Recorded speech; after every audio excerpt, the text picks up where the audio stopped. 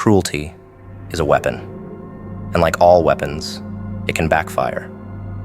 They wielded it against you with reckless confidence, savoring the moment, convinced that it would leave you broken, crushed, nothing but dust and defeat. They smiled when they saw the pain in your eyes, mistaking it for weakness, for submission. But they miscalculated. That pain was not an ending. It was an ignition. Cruelty poured gasoline over a fire that was barely flickering. And when that flame caught, it burned brighter and more fiercely than anything they had ever anticipated. Pain has a strange way of transforming those who know how to harness it. Instead of shattering under the weight of cruelty, you absorbed it, molded it, let it carve you into something unrecognizable. Every cut, every insult, every betrayal sharpened your resolve, honed your mind, toughened your spirit. The cruelty they thought would weaken you became your armor, every scar a testament to your evolution. It was their biggest mistake, thinking you could be tamed, thinking you would crumble. But you adapted. You survived. And now, you're something far more dangerous. The world watched, believing their cruelty would end you. It was a spectacle, a show designed to humiliate, to degrade, to ensure you stayed down. But something in that humiliation sparked a defiance, an unbreakable core that refused to give in. They drew blood, yes, but they also exposed something primal, something indestructible. What they didn't understand is that cruelty is a double-edged blade, one that cuts both ways. And while they reveled in their temporary victory, they failed to notice the monster they had awakened. Your silence afterward was unsettling. They expected rage, expected a loud and messy retaliation. But you bided your time, letting the pain settle, letting it work its way through your veins like liquid steel. You rebuilt quietly in the shadows, plotting, planning. Their cruelty left you with nothing to lose and everything to gain, a dangerous combination. When you finally emerged, it was with a calm that terrified them, a quiet assurance that spoke volumes. You were no longer reacting. You were calculating, strategic, and unforgiving. Regret has a way of creeping up slowly, clawing at the back of the mind. Those who thrive on cruelty rarely expect the tables to turn. They thought they had won, believed their actions were justified, that power was in their hands. But power is fickle, and karma has a long memory. The very people who took pleasure in your suffering now find themselves looking over their shoulders, haunted by the realization that the consequences are coming. Cruelty may win battles, but it never wins wars. The tide always turns. People always forget that strength lies in endurance, in the ability to suffer and still stand. What cruelty fails to consider is that pain breeds strength, that desperation gives birth to brilliance.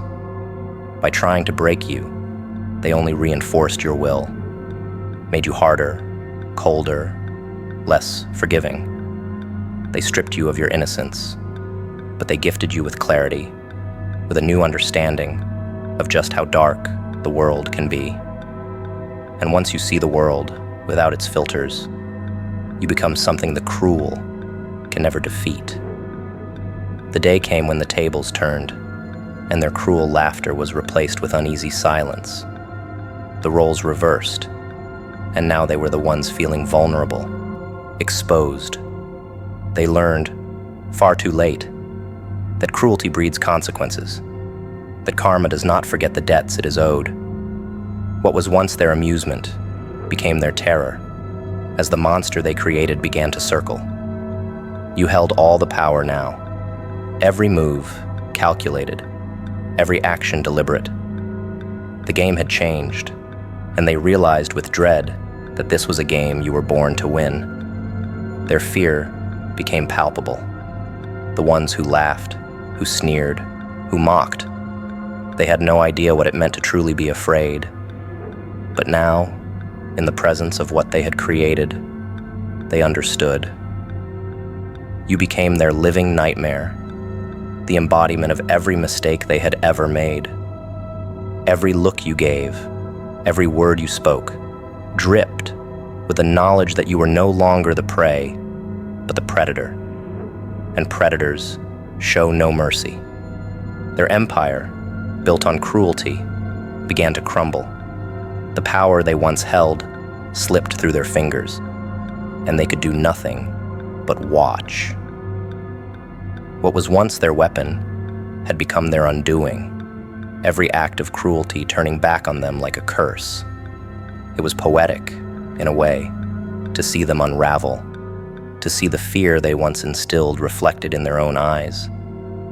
They had underestimated you, forgotten that the human spirit, when pushed to its limits, either breaks or becomes unbreakable.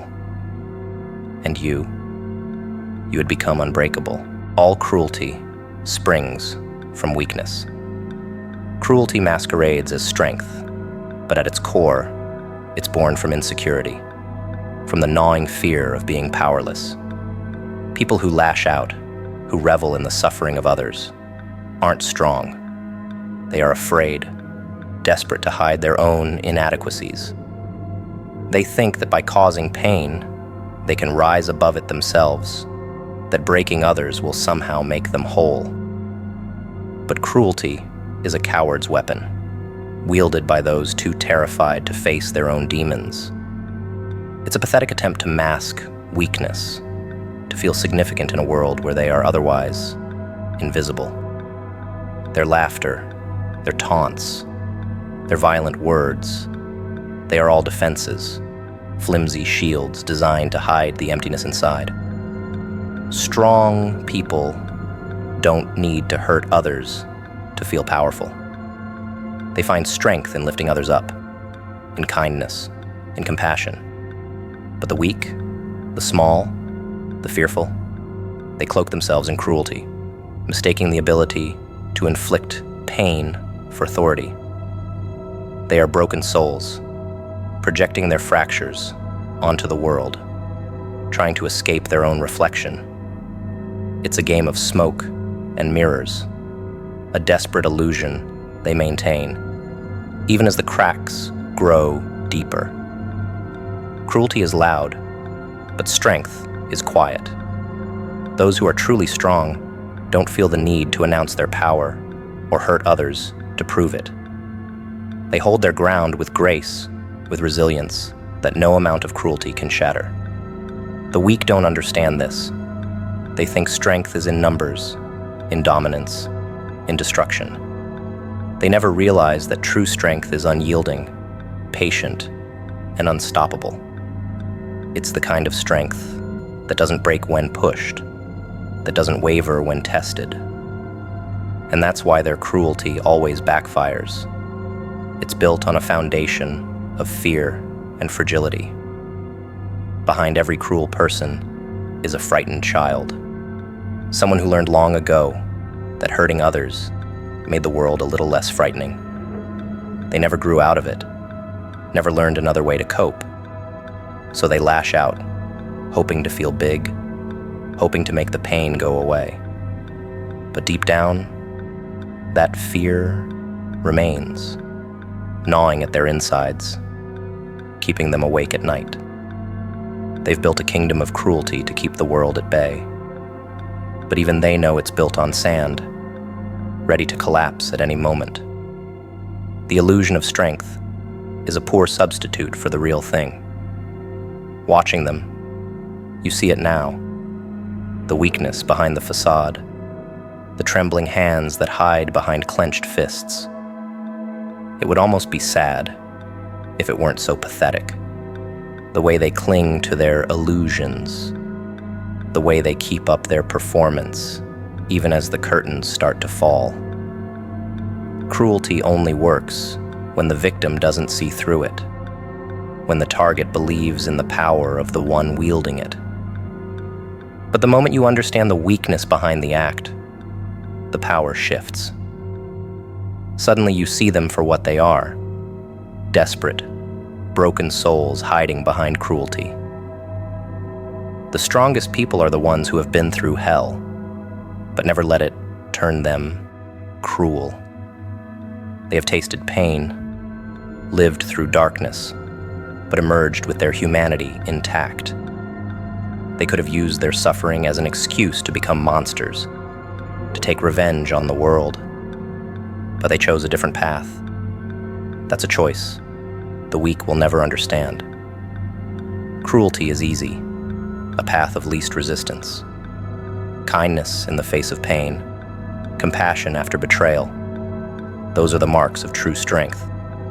The cruel can only dream of such power, even as they try to break those who possess it. You learned that lesson in the hardest way possible. You took the blows, the mockery, the betrayals, and let them shape you, not into something cruel, but into something indestructible. Their cruelty was a lesson, a brutal teacher that revealed the depths of your own strength. You grew wiser, more resilient, more capable. While they fed their weakness with the pain of others, you fed your strength with every moment of suffering you endured. And now, you are unbreakable, a fortress that stands tall, impervious to the storms they thought would bring you down. What they never realized is that their cruelty forged you. It tempered your spirit, honed your focus, and turned you into something greater than they could ever hope to become. Their weakness, their pathetic attempts to bring you to your knees, only elevated you. They built you without knowing it, constructed the very thing that would come to haunt them. While they grew weaker, drowning in their own illusions, you rose above, a phoenix from the ashes of their spite. Their cruelty was a gift they never meant to give, a blessing wrapped in razor wire. The world doesn't forget acts of cruelty, and neither does karma. What goes around finds its way back, always. Those who hurt others out of weakness eventually face the consequences of their actions. And now, as they stand in the shadow of what they've created, the fear they once inflicted on others has come for them. You cannot harden your heart to the future just because of your past. You cannot use cruelty against yourself to justify cruelty to others. Pain leaves its mark, carving scars that run deep, twisting memories into wounds that never quite heal. It whispers that the safest way forward is to lock your heart away, to become cold, unfeeling, untouched by the vulnerabilities that once made you bleed. It tempts you with the illusion of safety, a fortress made of bitterness and fear. But that fortress becomes a prison, a place where you keep the world out, but also trap yourself in. The future holds no promise in a heart turned to stone. Growth cannot happen in a soul hardened against hope. Some people take the pain they've endured and let it rot them from the inside out. They become the very thing they once despised, wielding cruelty as a shield and a sword, striking first to avoid being struck. They justify their darkness, telling themselves that the world is a harsh place and only the cruel survive. But cruelty does not bring strength, only emptiness. It's a cheap imitation of power, one that erodes the soul, even as it gives the illusion of control. Being cruel to others never heals the wounds inflicted upon you. It only deepens them. The hardest lesson to learn is that the past cannot be undone, no matter how much cruelty you inflict in its name. Vengeance is a hollow pursuit, one that leaves you chained to the very things you're trying to escape. To let the past dictate your future is to hand over the keys to your freedom. To let pain and betrayal drive your life forward. The future deserves better than the broken pieces of your past. It deserves a chance to be different, to be more than a continuation of the same cycle of hurt and retribution. Healing demands courage, the kind of strength that cruelty will never give you. It asks you to face the pain head on, to understand that the past shaped you, but does not define you. The moment you choose to let go of cruelty, you reclaim the power to shape your own destiny. But many are too afraid to do this. They cling to their hardness, mistaking it for resilience, never realizing that true strength lies in remaining soft, in staying open to the possibility of a future untainted by the past. You cannot become whole by breaking others. Using cruelty as a way to mask your wounds only leaves you more fractured, more lost. There is no redemption in causing pain, no salvation in spreading suffering. The only way to break the cycle is to face the darkness within you, to look at the pain and choose not to let it control you. But some people never learn this. They become trapped, consumed by the very hurt they refuse to acknowledge. They wield cruelty like a torch, never realizing it's their own soul they are burning. The future is not a repetition of the past, unless you make it so. Every day is a chance to become something more, something stronger and kinder than what hurt you. To harden your heart is to deny yourself the possibility of becoming better, of living a life not defined by fear and anger. Yet the weak believe that their cruelty is justified, that hurting others somehow balances the scales. But the scales only tip further into darkness, the weight of unhealed wounds growing heavier, dragging them down into a pit of their own making. It's easy to become addicted to the power cruelty seems to offer. The rush of control, the sense of superiority. These are intoxicating, but they come at a cost. That power is an illusion, a temporary fix for a soul that is still bleeding. The real work, the real strength, comes from choosing to heal rather than hurt, from refusing to let the past dictate your actions. But that choice is terrifying for those who have only known how to survive by hurting others. They become trapped, prisoners of their own cruelty. Those who learn to leave the past behind, who refuse to use it as an excuse to hurt others, find a different kind of power.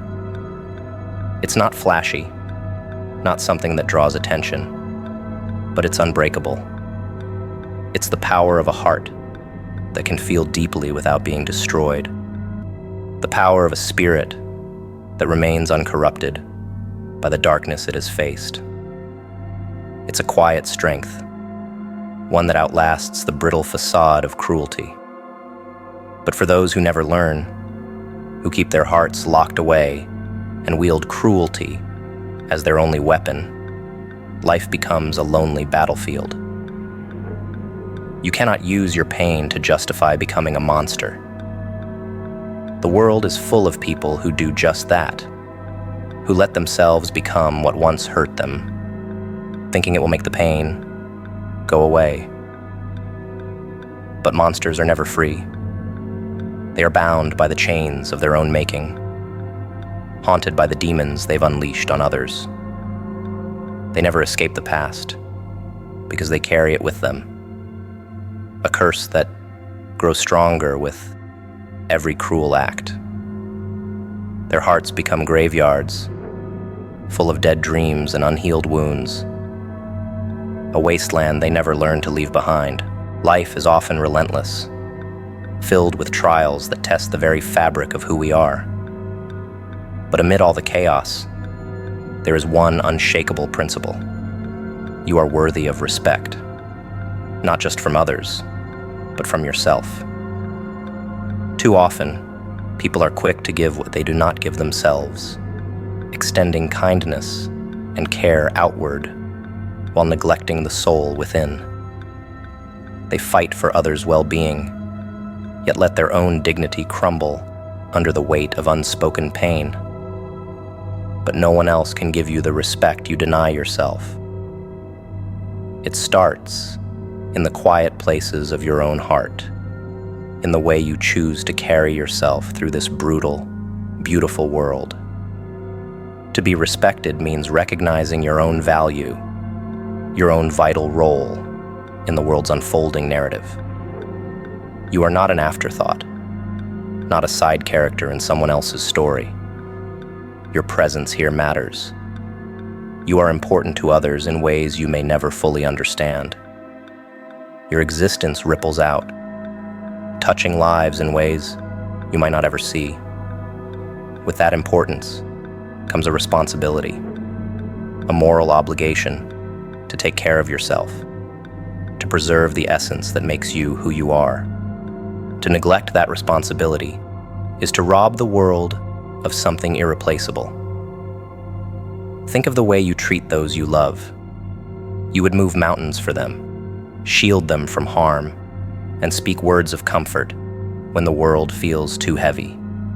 You show patience and understanding, ready to lift them up when they fall. Why then is it so easy to treat yourself with less compassion? To give others the love you refuse to give to yourself?